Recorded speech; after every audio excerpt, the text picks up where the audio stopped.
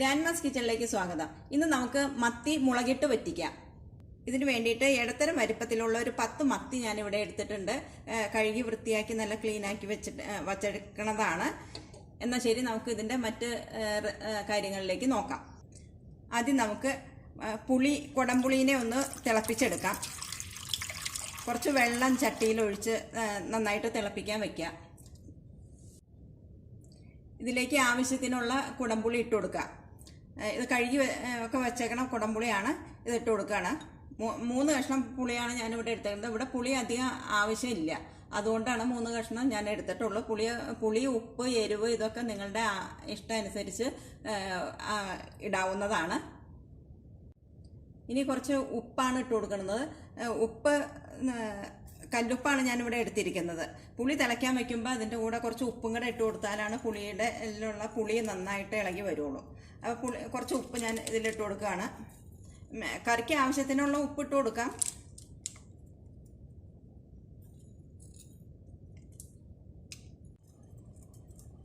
ഇനി ഇതൊന്ന് മൂടി വെച്ച് നന്നായിട്ടൊന്ന് തിളച്ച് വരട്ടെ. തിളച്ചൊന്ന് നോക്കാം. അത് നന്നായിട്ട് തിളച്ച് വന്നിട്ടുണ്ട്.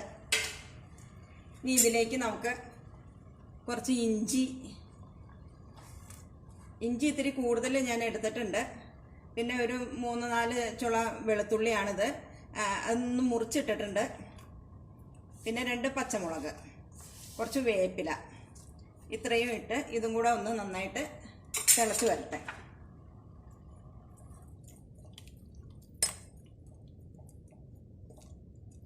ഈ സമയം പുളി ഒക്കെ ഉണ്ടോ, പാകത്തിനുള്ള പുളിയാണോ എന്നുള്ളത് നിങ്ങൾക്കൊന്ന് നോക്കാവുന്നതാണ്. ഉപ്പും പുളിയും ഈ വെള്ളത്തിന് ഒരല്പം കൂടുതലായിട്ട് നിൽക്കണം, എന്നാലാണ് മീനും കൂടെ ഇടുമ്പോൾ പാകത്തിനായിട്ട് കിട്ടുള്ളൂ. അപ്പം ഞാൻ 1 കഷ്ണം പുളി ഇതിൽ നിന്ന് മാറ്റുകയാണ്. ഇപ്പം പുളി ആവശ്യത്തിനുണ്ട്. പുളി തിളയ്ക്കുന്ന സമയം കൊണ്ട് നമുക്ക് ഈ മീനിലേക്ക് കുറച്ച് മുളക് പൊടിയും മഞ്ഞൾപ്പൊടിയും ഉപ്പും കൂടെ തിരുമ്മി കൊടുക്കാം. ഞാൻ ഇവിടെ പിരിയമുളക് പൊടിയാണ് എടുക്കുന്നത്. 2 സ്പൂണ് പിരിയമുളക് പൊടി എടുക്കുന്നുണ്ട്. 1/2 ടീസ്പൂൺ മഞ്ഞൾപ്പൊടി ഇടുന്നുണ്ട്. ഇതിലേക്ക് ഒരല്പം ഉപ്പും കൂടെ ഇടുന്നുണ്ട് മീനിന് വേണ്ടിയിട്ട്. ആ വെള്ളത്തിന് നന്നായിട്ട് ഉപ്പൊക്കെ ഉണ്ട്, എന്നാലും മീന് പിടിക്കാൻ വേണ്ടിയിട്ട് ഒരല്പം ഉപ്പ് ഇട്ട് കൊടുക്കുകയാണ്. ഇനി കുറച്ച് വെളിച്ചെണ്ണയാണ് വേണ്ടത്. ഒരു 2 സ്പൂൺ വെളിച്ചെണ്ണ ഒഴിക്കുക. 2 വലിയ സ്പൂൺ വെളിച്ചെണ്ണ ഒഴിച്ചു കൊടുക്കുക. നന്നായിട്ടൊന്ന് കുഴച്ചു കൊടുക്കുക.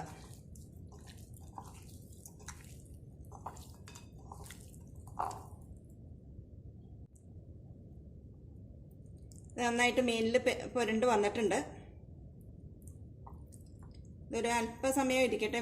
വെള്ളം നന്നായിട്ട് തിളച്ച് ആ ഇഞ്ചിയുടെയും വെളുത്തുള്ളിയുടെ ഒക്കെ ടേസ്റ്റ് വെള്ളത്തിലേക്ക് നന്നായിട്ട് ഇറങ്ങട്ടെ. എന്നിട്ട് വേണം ഈ മീനിട്ട് കൊടുക്കാൻ.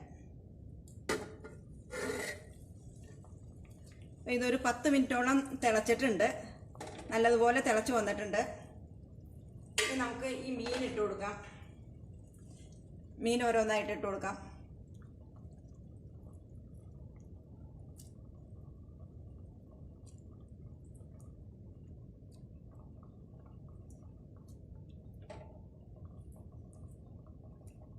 മീനെല്ലാം ഇട്ടിട്ടുണ്ട്. ഇനി ഇതിലേക്ക് കുറച്ച് വെള്ളം കൂടെ വേണം. ഈ പാത്രം ഒന്ന് കഴുകി ഒഴിക്കാം.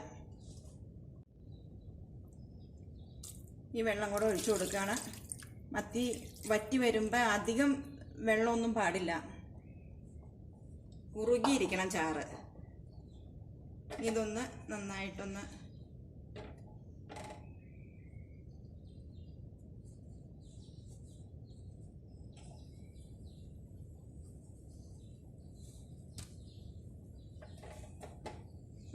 ചിറ്റിച്ചു കൊടുക്കണം.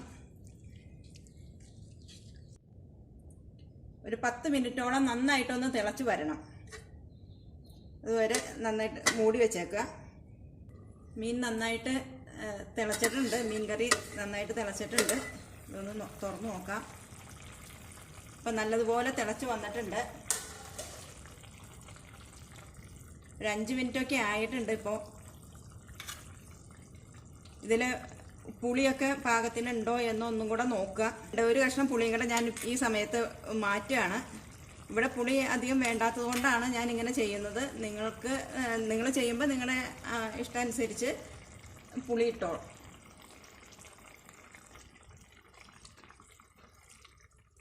സാധാരണ മത്തിയൊക്കെ വറ്റിക്കുമ്പോൾ എന്ന് പറഞ്ഞാൽ മത്തിയോ ഏത് മീനായാലും മുളകിട്ട് വറ്റിക്കണമെന്ന് പറയുമ്പോൾ അതിൽ കുടംപുളിയാണ് ഉപയോഗിക്കാറ്. ഇനി ഒന്ന് ഫ്ലെയിം കുറച്ച് വെച്ചിട്ട് ലോ ഫ്ലെയിമിൽ വെച്ചാൽ മതി. ഒരു കുറച്ച് സമയം കൂടെ ഇരുന്നൊന്ന് തിളയ്ക്കണം. ഒരു അഞ്ച് മിനിറ്റോളം ലോ ഫ്ലെയിമിൽ ഇരുന്ന് തിളച്ച് കഴിയുമ്പോൾ ഈ ചാറൊന്ന് നന്നായിട്ട് കുറുകി വന്നോളും. അപ്പോൾ അത് ഇത്രയും ലൂസ് ഉണ്ട്. ഒന്നും കൂടെ നന്നായിട്ടൊന്ന് കുറുകി വരാൻ വേണ്ടിയിട്ട് ഒരു 5 മിനിറ്റ് നമുക്ക് തിളപ്പിക്കാം. നമ്മുടെ മത്തി വേവേണ്ട സമയമൊക്കെ ആയിട്ടുണ്ട്.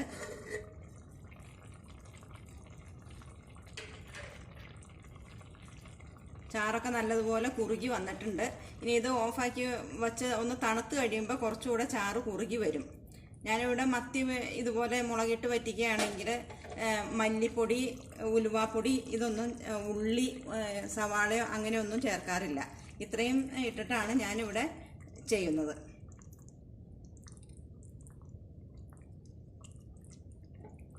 ചാറ് നന്നായിട്ട് കുറുകിയൊക്കെ വന്നിട്ടുണ്ട്. ഇനി ഫ്ലെയിം ഓഫാക്കാം. മത്തിയാണെങ്കിലും നല്ലതുപോലെ വെന്തൊക്കെ വന്നിട്ടുണ്ട്. അത് കണ്ടോ, ഇവിടെയൊക്കെ തോലൊക്കെ പൊട്ടി അങ്ങനെ കിടക്കുന്നുണ്ട്. അപ്പോൾ നന്നായിട്ട് വെന്തും വന്നിട്ടുണ്ട്.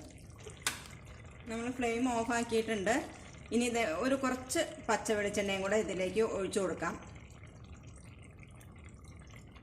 ഇതിൻ്റെ മുകളിലൊന്ന് ഒഴിച്ചു കൊടുത്ത് ഒന്ന് ചട്ടിക്കല ഒന്ന് ചിറ്റിച്ച് വെക്കണം.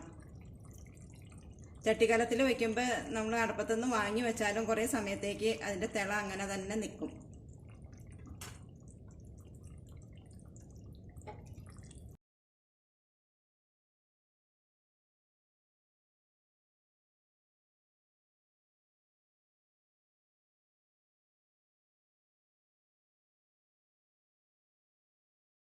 ഈ റെസിപ്പി നിങ്ങൾക്ക് ഇഷ്ടപ്പെട്ടുവെങ്കിൽ ഷെയർ ചെയ്യുക. മറ്റൊരു വീഡിയോയുമായി നമുക്ക് വീണ്ടും കാണാം.